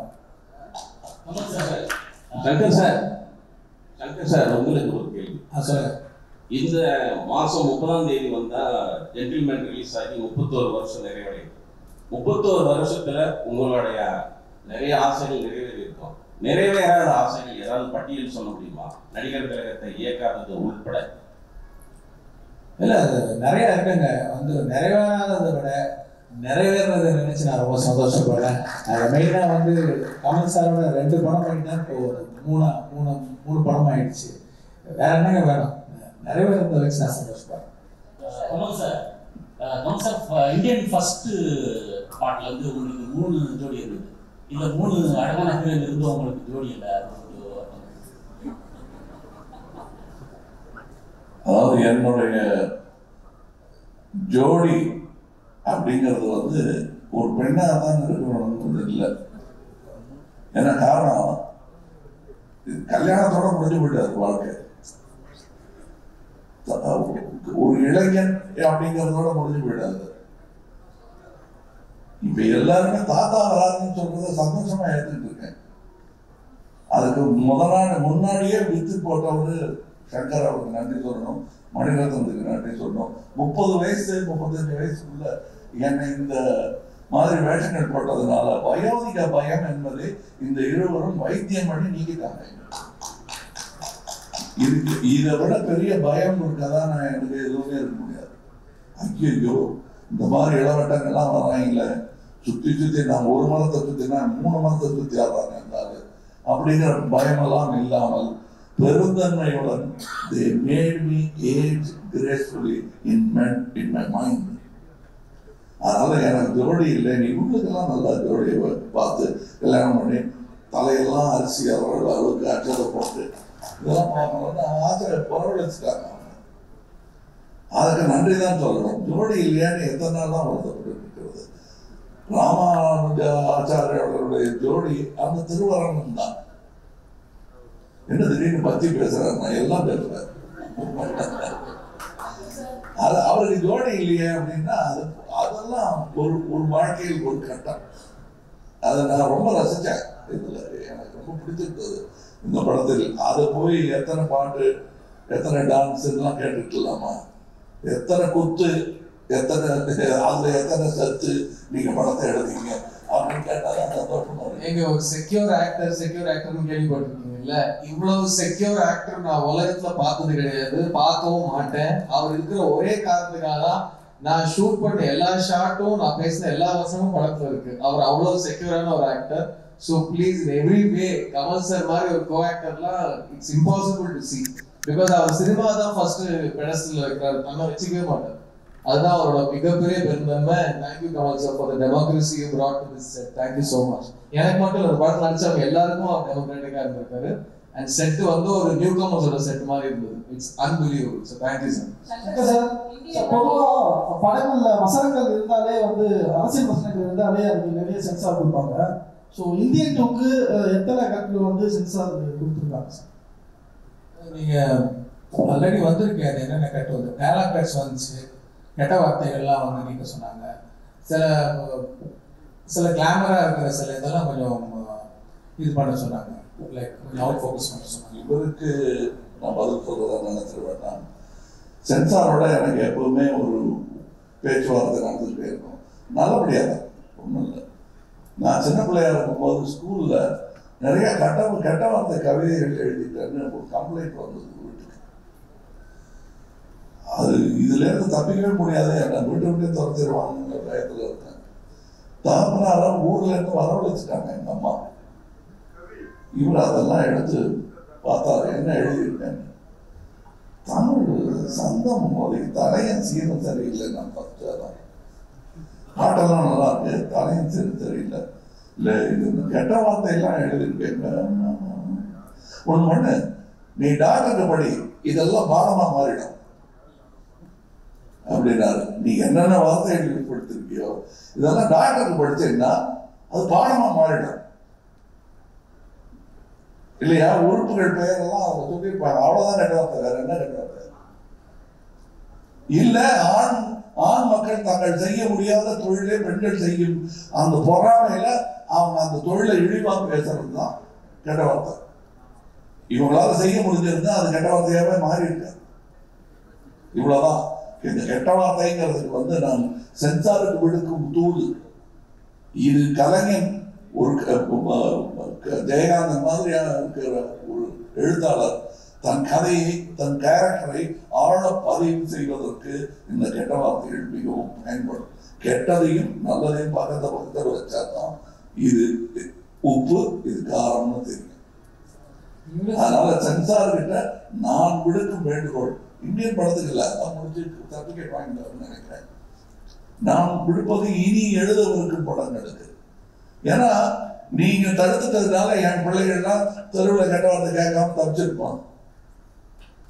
கண்டிப்பா எல்லாரும் எல்லா நேரம் கேட்டுருக்கிற வார்த்தை அது எது தரம் குறைந்தது, எது தரம் நம்ம போடுற சட்ட கலர்ல எது வசதியானது, எது விலை குறைந்தது, எது காடியானது, எது கம்மியானதுங்கிறத நம்மளை முடிவு பண்ண வைப்பது நம்மளுடைய சுற்றுச்சூழல் தானே. அந்த மாதிரி இது நடக்கும். தயவுசெய்து இப்ப இவர் காட்டுற வில்லன் வந்து இவர் அல்ல. ஆனா அந்த வில்லன் அவர் யோசிக்கிறார், இப்படி ஒருவர் இருப்பது சமுதாயத்துக்கு கேடு என்று. இதெல்லாம் அனுமதிக்கணும், காட்டணும். இன்னும் வன்முறையினால் வன்முறையை சந்தோஷமான நிகழ்வா படத்துல காட்டாங்க, அது வலிக்கிற மாதிரி காட்சிகளா அதை காட்டணும்னா வாழ்க்கையில நிகழாது. இது தூது, அவ்வளவுதான். சங்கர் சார், இந்தியன் 1, இந்தியன் 2 எது ரொம்ப சேலஞ்சிங்கா இருந்தது? Kamal sir, S J. சூர்யாவோட காம்பினேஷன் எப்படி வந்துருக்குன்னு சொல்லுங்க சார். சேலஞ்சிங் தாங்க. ஏன்னா வந்து மெயின் சேலஞ்சே வந்து பாத்திரம் வந்துருச்சு. அது என்ன கதாபாத்திரம், அவர் என்ன பண்ணுவார், எப்படி அட்டாக் பண்ணுவார், எல்லாமே ஓப்பன் சீக்ரெட். இதெல்லாம் மீறி பார்த்து பண்ணணும்னா என்ன பண்ணுவீங்க நீங்கள்? ஸோ கிட்டத்தட்ட ஒரு 28 வருஷம் ஆச்சுன்னா ஒரு 20 வருஷமா வந்து இந்த பார்ட் 2 கதை பண்ணணும்னு சொல்ற உணர்வு இருக்கு. ஆனால் கதை அமையல. ஏன்னா அதெல்லாம் தவிர்த்துட்டு சில விஷயங்களை தவிர்க்க முடியாது. ஸோ ஏற்கனவே பார்த்தது இல்லாமல் இந்த உணர்வை இறக்கி வைக்கணும் அப்படின்னும் போது இந்த கதையும் திரைக்கதையும் காட்சிகள் தான் பெரிய சேலஞ்சிங்காக இருந்தது. இன்னொன்று வந்து பார்ட் 1 வெறும் தமிழ்நாட்டை சுற்றி தான் நடக்கும் கதை. இது பார்ட் 2 வந்து இந்தியா பூரா வெளியுது கதை. அப்படின்னும் போது நான் முடிஞ்ச வரைக்கும் அத்தனை ஸ்டேட்டையும் இந்த படத்தில் காட்டணும்னு நான் முயற்சி பண்ணியிருக்கேன், ஆல்மோஸ்ட் பண்ணியிருக்கேன். ஸோ அத்தனை ஸ்டேட்லையும் லொக்கேஷன் பார்த்து, அத்தனை ஸ்டேட்லையும் பர்மிஷன் வாங்கி, அத்தனை ஸ்டேட்லையும் ஷூட் பண்ணி கொண்டு வர்றது. ஸோ அது பெரிய சேலஞ்சிங்காக இருந்தது. மெயினாக வந்து ஆடியன்ஸ் ஏற்கனவே என்னுடைய படங்களை பார்த்துட்டு இதில் வரும்போது இன்னும் கொஞ்சம் ஏதாவது எதிர்பார்ப்பாங்க, அதை பூர்த்தி செய்யணுன்ற போது அது ஒரு பெரிய சேலஞ்சாக இருந்தது. சார் அதான் வந்து நீங்கள் சாங் ரிலீஸ் ஆனதுக்கு அப்புறமே சோசியல் மீடியாவில் ட்ரெண்டிங்கில் இருந்தது. நீங்கள் வந்து இந்த சாங்கை ஏஆர் ரஹ்மான் சார்கிட்ட கேட்டிங்களா, இந்தியன் டூருக்கு வந்து அப்ரோச் பண்ணீங்களா? ஏன்னா அவர் பண்ணியிருந்தா இன்னும் கொஞ்சம் பயங்கரமாக இருந்திருக்குங்கிறது வந்து ரொம்ப பெரிய டாப்பிக்காக போச்சு. எதனால அனுபவம் சார் சூஸ் பண்ணீங்க? நெக்ஸ்ட் வந்து நீங்க எப்ப படம் எடுத்தாலுமே வந்து ஊழலை பத்தியே எடுக்கிறீங்க, சமுதாயத்துல வேற எதுவுமே இல்லையா அப்படிங்கிற மாதிரி நிறைய கமெண்ட்ஸ்லாம் நான் படித்தேன். அதை வச்சு அந்த 2 கொஸ்டின் உங்கள்கிட்ட கேட்டுங்க சார். அது 2 தான். மெயினாக வந்து இப்போ 2.0 படம் முடிஞ்சு போச்சு.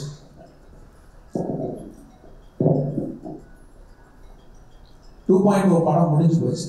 ஆனால் என்னன்னா அதோடைய சிஜி, அந்த பெரிய பேர்டு கேரக்டர் வந்து சிஜி கம்பெனி ப்ராமிஸ் பண்ண டயத்தில் அந்த நான் எதிர்பார்த்த மாதிரி அவங்களால டெலிவர் பண்ண முடியல. அப்படிங்கும்போது அதை அப்படியே படத்தில் விட்டால் அது கண்டிப்பாக ஸ்பாயில் பண்ணிட்டு திருப்பி ஸ்க்ராட்ச்லேருந்து அந்த பேர்டை கிரியேட் பண்ண வேண்டிய ஒரு சுச்சுவேஷன் வந்துச்சு. ஸோ அந்த பேர்டை திருப்பி கிரியேட் பண்ணி அதோடைய போஸ்ட் ப்ரொடக்ஷன் விஎஃப்எக்ஸ்லாம் முடியறதுக்கு 1 வருஷம் ஆகும் அப்படிங்கிற ஒரு சூழ்நிலை வந்தது. அதுக்குள்ளே நான் அந்த கதையை நான் ரெடி பண்ணிட்டேன், சார்கிட்டையும் ஃபுல்லாக சொல்லிட்டேன். அவங்களும் வந்து அந்த கதை பிடிச்சிருக்குன்னு சொன்னாங்க. ஸோ பிப்ரவரி, அதாவது இந்த 2.0 வந்து நவம்பர் ரிலீஸ் ஆச்சு, அக்டோபர் ஆர் நவம்பர். பிப்ரவரி நான் ஷூட்டிங் போகிறதுக்கு ரெடி ஆகிட்டோம் இந்தியன் படத்துக்கு. சார் வந்து பிப்ரவரி டேட்ஸ்லாம் கொஞ்சம் ஒதுக்கி வச்சு போயிடலாம் அப்படின்ற மாதிரி சொன்னாங்க. அப்போது ரஹ்மான் பேக்ரவுண்ட் ஸ்கோர் பண்ணிட்டு இருக்காரு. ஸோ 2.0 பேக்ரவுண்ட் ஸ்கோர் வந்து ஹெவி, ரொம்ப கஷ்டம், அது பெரிய பேர்டன் அவருக்கு. ஸோ அது மேலே நீங்கள் சாங்கையும் போய் கம்போஸ் பண்ணி கொடுங்கன்னு கேட்டீங்கன்னா ப்ராக்டிக்கலாக it's very difficult for Rahman sir. அப்படிங்கும்போது படம் ஆரம்பிக்கணும், ஆனால் பாட்டெல்லாம் வேணும் அப்படிங்கும்போது இந்த பக்கம் வந்து அனிருத்துடைய மியூசிக் வந்து நான் ரொம்ப ரசிக்க ஆரம்பிச்சேன். நான் எல்லாருடைய மியூசிக் லைக் பண்ணுவேன், லைக் யுவன் சங்கர் ராஜா அண்ட் ஹாரிஸ் ஜெயராஜ், அப்புறம் சந்தோஷ் நாராயண் நல்லா பண்ணிட்டு இருக்காரு. ஸோ எல்லாரோடையும் ஒர்க் பண்ணணும்னு எனக்கு வந்து ஒரு இது இருந்துகிட்டே இருக்கும். அப்போ அனிருத்துடைய மியூசிக்லாம் அவர் போட்டுட்டு வர பாட்டெலாம் எனக்கு ரொம்ப பிடிச்சிருக்கு. ஸோ அவர் இசையை நான் ரசிக்கிட்டு இருந்தேன். ஸோ இப்படி ஒரு சுச்சுவேஷன் வரும், சரி இது வந்து இதுக்கு மேலே பேர்டன் கொடுக்கான ரஹ்மான் சார்னு சொல்லிட்டு இந்த படம் வந்து அனிருத் பண்ணட்டும்னு சொல்லிட்டு டிசைட் பண்ணி அப்படி பண்ண படம் தான். சார் கமல் சார் உங்கள்கிட்ட ஒரு கேள்வி சார். தேவி படிக்கலாம் மன்னிக்கணும், உங்களுடைய அரசியல் பயணத்துக்கு பயன்படுத்தி நான் மட்டும் இல்லைங்க, நேர்மையான எந்த அரசியல்வாதியையும் பயன்படுத்திக்கலாம். அத்தனை நல்ல அரசியல் இந்த படம் பேசுகிறது.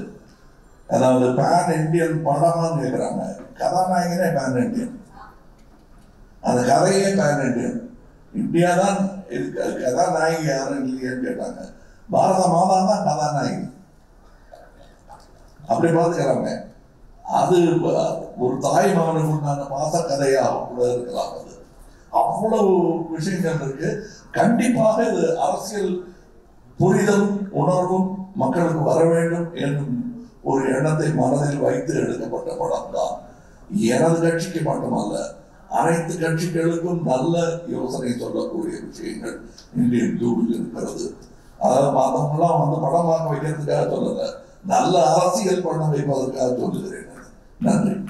சம்பந்தப்பட்ட எந்த கேள்வியும் வேண்டாம். regards to the movie நீங்க கேள்வி நான் கேட்கிறேன் சகர் சார், இந்த படம் அதாவது இந்திய வந்து அரசியல்வாதிகள் அதிகாரிகளோட ஊழலையும் குறையையும் தப்பையும் சொல்ல படம். ஆனா இப்போ ஒரு அரசியல்வாதியே இந்தியன் டூல நடிக்க வச்சிருக்கீங்க. அப்ப சார் அரசியல் இல்லை, எப்படி ஹேண்டில் பண்ண கஷ்டமா இல்லையா உங்களுக்கு சாரா? நான் அப்படிலாம் இல்லைங்க, நான் காமன் மேன் பாயிண்ட் ஆஃப் வியூல தான் படம் எடுக்கிறேன், கதை எழுதுறேன். அந்த பாயிண்ட் ஆஃப் வியூல தான் நான் எடுத்துக்கிறேன். Okay, thank you very much. Shouting here, sir இந்த क्वेश्चन வந்து 2 பொதுவான क्वेश्चन. இந்தியன் 1 வரும்போது இந்தியா எப்படி இருந்துச்சு, இந்தியன் 2 இப்போ வரும்போது இந்தியா எப்படி இருக்குன்னு நினைக்கிறீங்க? ஈவன் சங்கர் சாரும் இது பதில் சொல்லலாம், கமல் சாரும் இது பதில் சொல்லலாம். எஸ்பெஷலி சங்கர் சாரோட ஆரம்ப கால படங்கள்ல இருந்து அவரோட படங்கள்ல வந்து இந்த கரப்ஷன் இது மேல ஒரு கோபம் இருக்கும். நீங்க இது பர்சனலா வந்து பாதிக்கப்பட்டிருக்கீங்களா?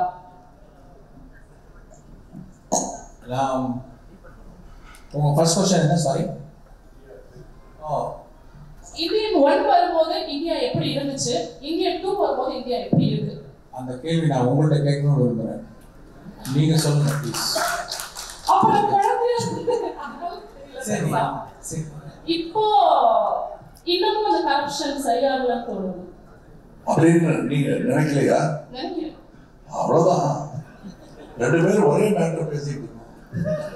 எதுவும் மாறலையே கம் பேக் இந்தியன், எவனோ திருந்தலையே கம் பேக் இந்தியன். லஞ்சம் லஞ்சம் லஞ்சம், அதுதான் படம். அது பாருங்க. அடுத்த கேள்வி என்ன சொல்லுங்க. பர்சனலா உங்களுக்கு எதுவும் இந்த கரப்ஷன்னால பாதிப்புகள் உண்டாகி இருக்கா? நான் பாலிடெக்னிக்ல சேரும்போது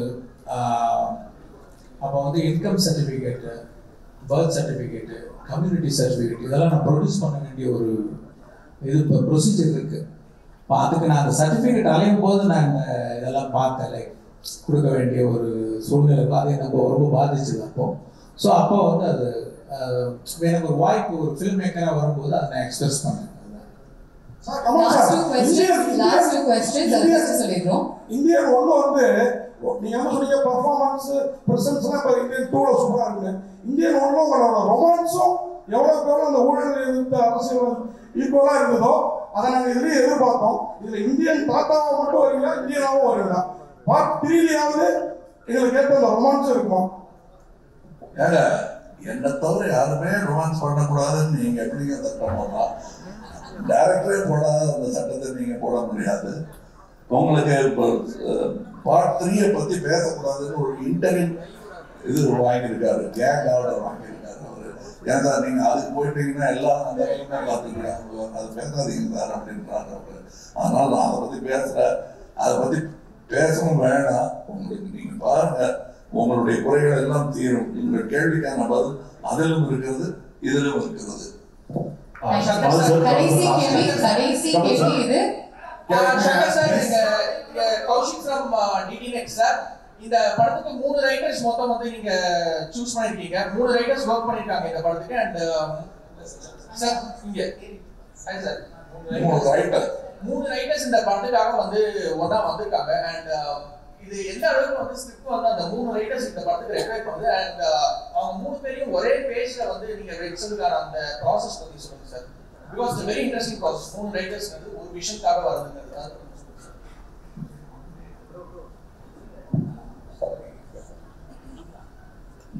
இப்போ என்னென்ன தேடுறது தாங்க, லைக் வந்து நான் ஒரு கதை ஒன்று எழுதுறேன், எனக்கு வந்து என்னோட எக்ஸ்பிரஷன் மட்டும் பத்தலை. ஏன்னா நான் படித்த புத்தகங்கள், நான் கேள்விப்பட்ட விஷயங்களை பேஸ் பண்ணி நான் ஒரு கதையும் ஒரு திரைக்கதை ஒன்று எழுதுறேன்.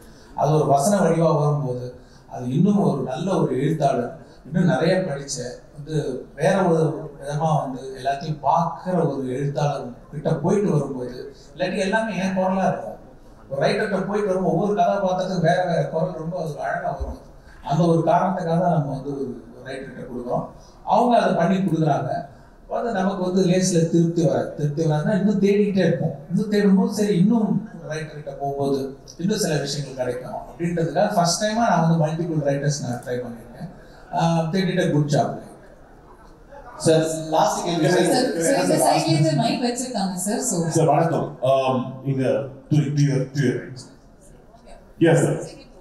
Second. சார் 2 விஷயங்கள் வந்து இந்தியன் அப்படின்னு எடுத்துக்கிட்டாலே வந்து எப்போவுமே வந்து மக்களுடைய கவனத்தை கவரும். ஒன்று வந்து was prosthetics, the other was Burma. இது வரைக்கும் இந்த செகண்ட் பார்ட்ல பர்மாவை பற்றி கொஞ்சம் டீட்டெயிலாக there's going to be an episode அப்படின்னு சங்கர் சார் அவருடைய இன்டர்வியூஸ்ல வந்து முன்னாடி சொல்லியிருக்காரு. இதுக்காக நீங்க எடுத்துக்கிட்ட மெனக்கெடல், இந்த பார்ட்ல உங்களுடைய வர்மத்துக்காக நீங்க பண்ண வேண்டிய ட்ரைனிங், அதை பற்றி லைக் ஆன் நிறைய கதையிலே இருக்கு. எங்க வரும்னு கேட்காதீங்க, அது பேச முடியாது. கதையிலேயே எங்கிருந்து இவன் கற்றான், எதனால் இதை கற்றான், யார் கற்றுக் கொடுத்தார்கள், இந்த விஷயங்கள்லாம் இருக்கு கதையில. அது பகுதி பகுதியாக சொல்லப்பட்டிருக்கிறது.